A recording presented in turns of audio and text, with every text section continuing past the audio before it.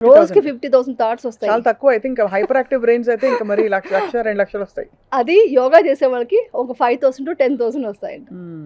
అంటే నేను చెప్తాను చూడండి, బీటా వేవ్స్ నుంచి ఆల్ఫా స్టేట్. ఆల్ఫా స్టేట్ అంటే ఏమీ చేయకుండా కూర్చోవడం.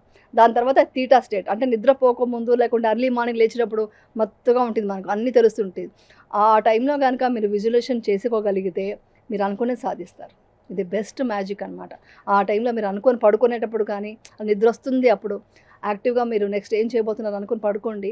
ఆ పనులన్నీ నెక్స్ట్ డే మార్నింగ్ చేసేస్తారు. అయిపోతాయి అంటారు. అయిపోతాయి. అలా మేనిఫెస్ట్ అవుతాయి. ఎలా డెఫినెట్గా సాధ్యం? అది అయిపోతుంది. మిరకలా, మ్యాజికా, మాయా, మంత్రమా ఏంటది? బికాస్ మీకు థాట్స్ వెళ్ళిపోయిందిగా. ఆల్ఫా స్టేట్‌లో రిలాక్స్ అయిపోయారు. మ్మ్. తర్వాత థీటా స్టేట్ మత్తుగా ఉంది. అంటే మీరు ఏమి థాట్ క్రియేట్ చేయకుండా ఉంటే, ఏది ఆలోచించకుండా ఉంటే రిలాక్స్ అయిపోగానే బ్రెయిన్ నిద్రపోతుంది.